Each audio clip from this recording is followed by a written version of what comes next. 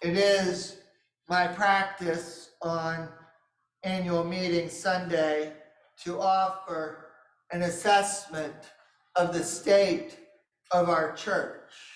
And I stand before you today to say that the state of First Presbyterian Church in Columbiana is faithful. We're also vibrant, reaching outward and changing lives. We're also aging, shrinking, facing a financial freefall in the next few years, and occupying an activity-packed building we can barely afford to maintain. A little over a week ago, on Friday afternoon, we watched in horror as life in East Palestine changed overnight. Collectively, we spent Saturday in shock. We gathered on Sunday in prayer, and by Monday, we'd sprung into action. By Wednesday, with your help and your donations and the presbytery's help and the deacons' help, we began pushing thousands of dollars out the door to help our church family in East Palestine.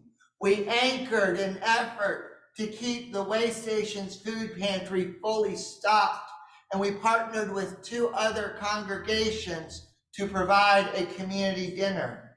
By Thursday, as the evacuation was lifted, we were giving thanks that we never got those buckets we made back in November off to Maryland. And by Saturday lunchtime, there were no more buckets left to give away. Along the way, nobody said we can't. Nobody said we shouldn't. Nobody said we're too old or too small or too poor or we wear red instead of brown. We let family and church connections guide us. We let compassion lead us. We let the love of Christ flow in us and through us and compel us to serve.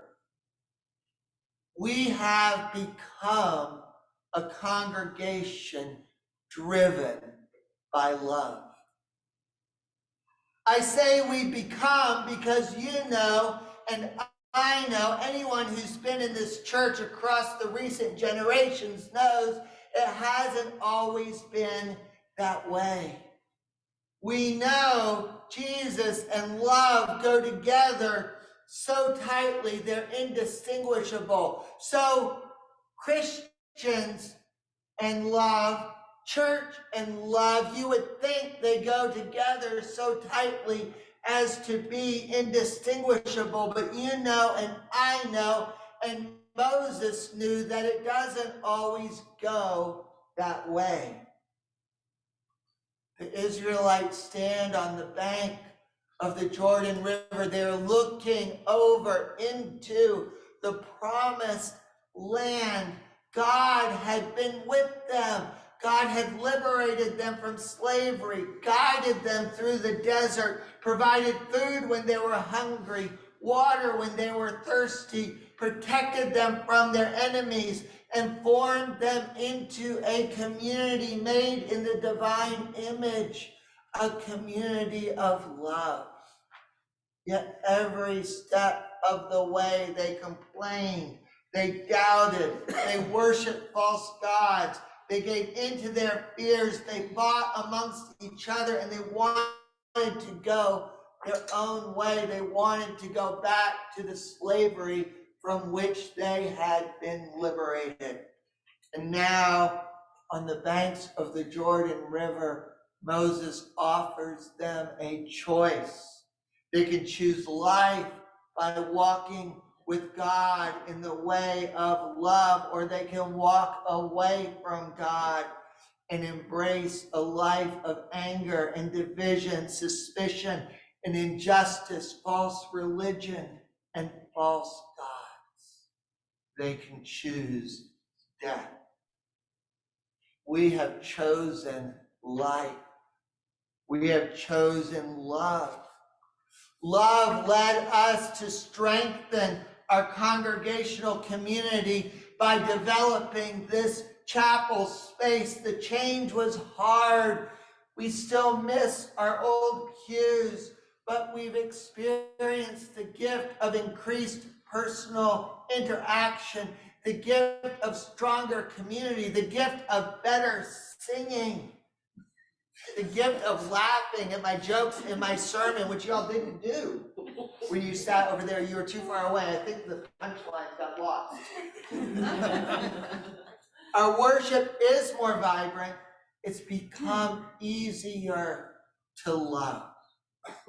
Love led us to invest heavily in senior programs designed to not only serve our members, but to strengthen our entire community. In doing so, we hold the expansive vision of growing our monthly lunch into an activity-packed community center. Small churches like ours aren't supposed to have visions like that, but we're driven by love, and love leads us to do things bigger than we are. The Spirit nudged, and we responded with love.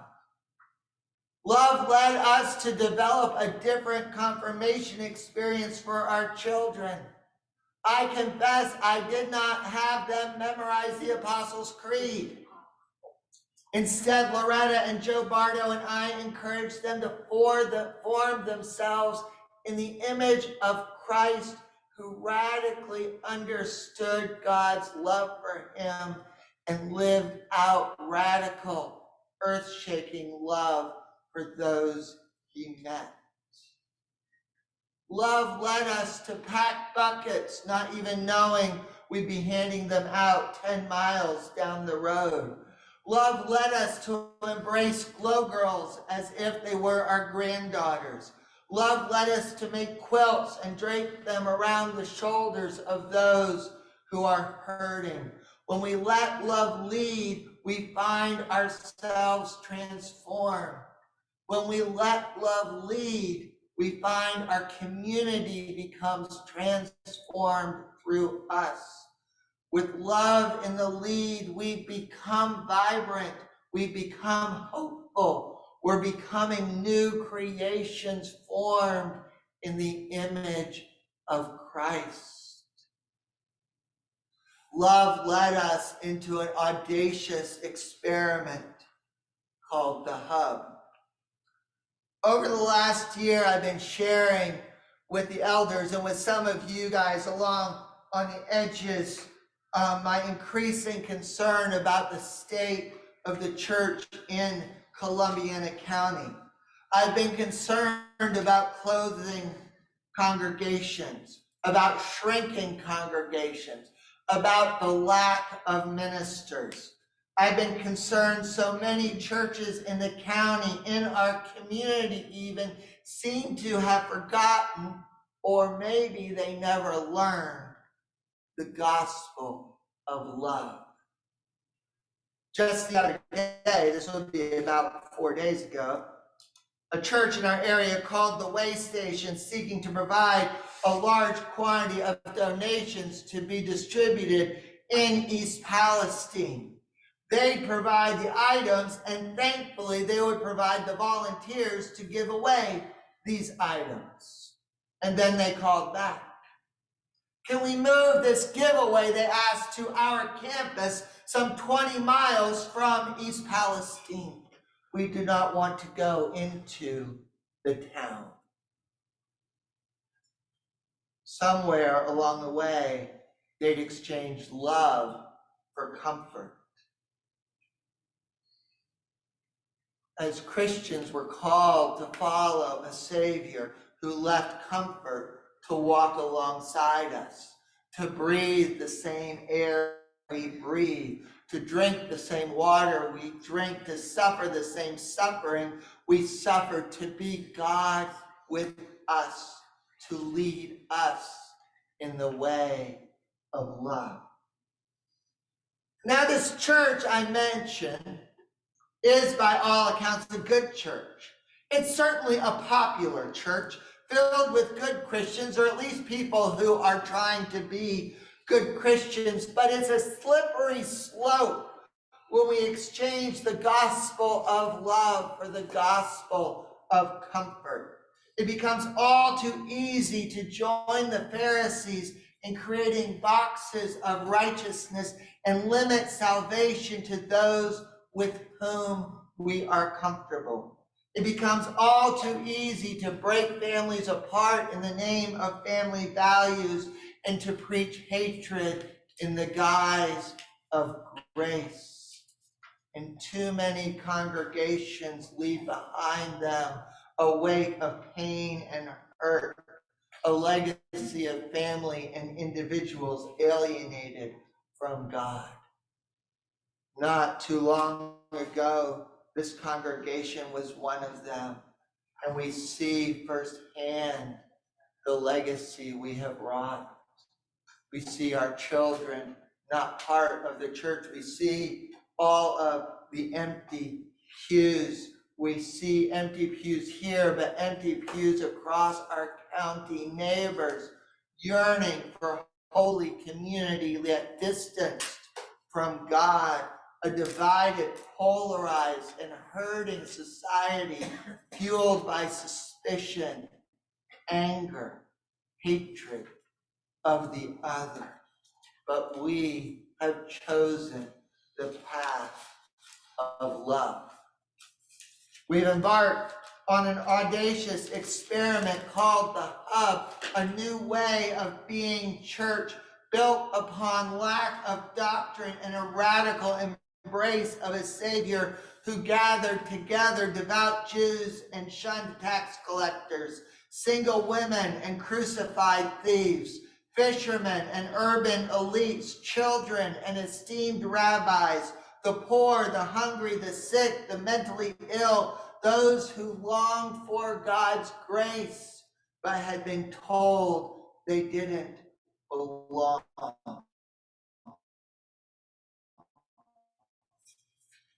Love leads the Hub to a style of worship, voices of the congregation rather than to a preacher. Love leads the Hub to go out in the community to hear the stories of our neighbors.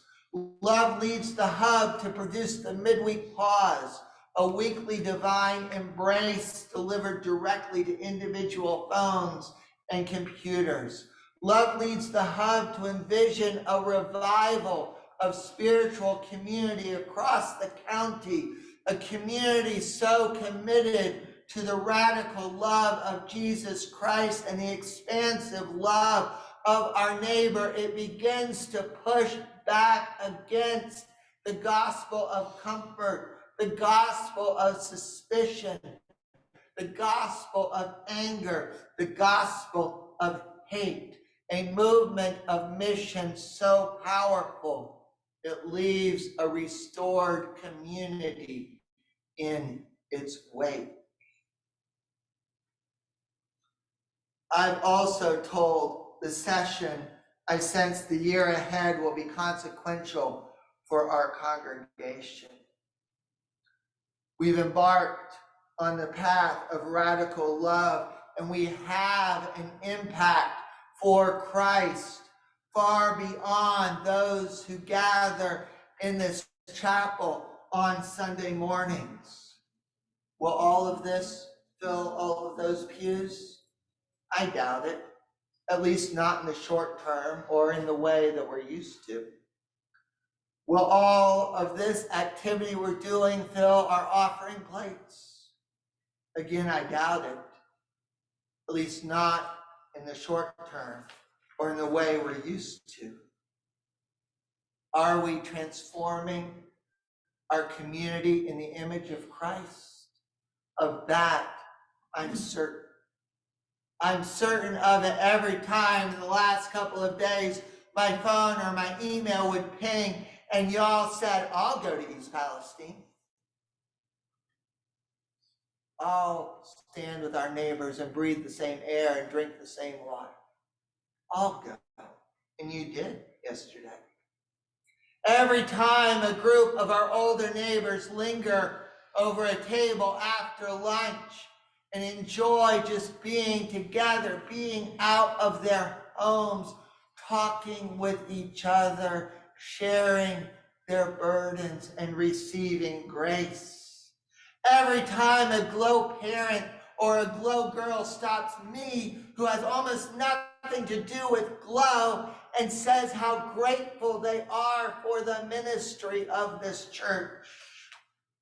Every time someone who might ordinarily be invisible has a chance to tell their story in their words and be heard. Every time Monique or Eric or Regan or Dean act out of love and not hate, healing instead of hurt.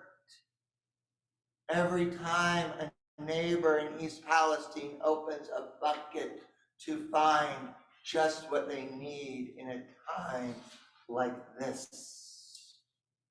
Every time a stranger, someone we don't even know, forwards a link to the midweek pause to a friend having a hard week and saying, this will help you get through the day.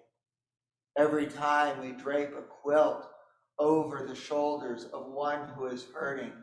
Every time we meet here to worship, to break bread, to celebrate a Savior who out of radical love died for us and who shows us the way of life, the way of radical love.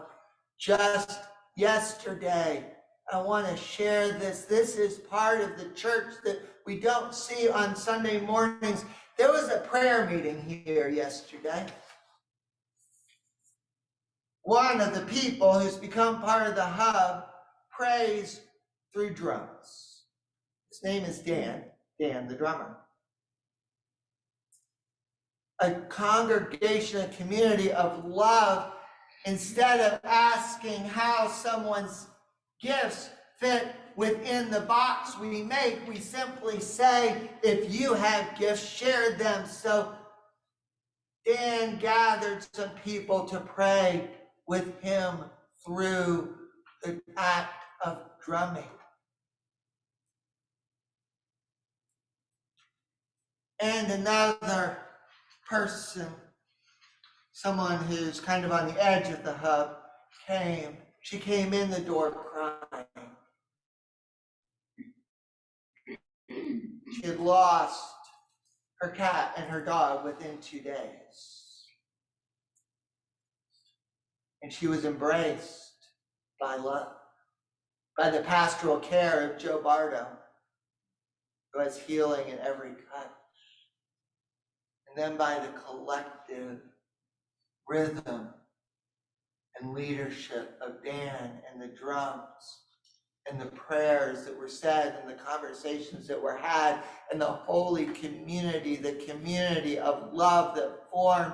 And you could see in real time the Spirit flowing through her body and healing the grief, drying the tears. This is what love does. This is the promise of Christ. Holy community that holds each other up. Community driven by love. Can we sustain this? Can we strengthen this, grow this, until it creates such unstoppable momentum? We're pulled along behind into a new creation defined by Christ's radical love. This year and next will tell. We could, of course, turn back in on ourselves and hunker down in comfortable community. We could give into the temptation to shape a box of rigid doctrine, preach a gospel of exclusion, which is, of course, a gospel of inclusion for some, and follow a proven formula for filling pews and offering plates while blaspheming our God. We could, of course, choose death, but we've chosen life. We've chosen love. We've chosen the path of Christ's radical love. And we don't know how we're going to fill the offering plate. We don't know how we're going to maintain this building we are using more and more each day. But we do know we're in the midst of something radical, something revolutionary, something transformative. We know we're faithful. We're also vibrant. We're reaching outward. We're changing lives. We're transforming our community. We know in this we're being made anew. And that, my friends, that is a wonderful, wonderful place for us and our church to be. That is the state of the church as I see it going into 2023.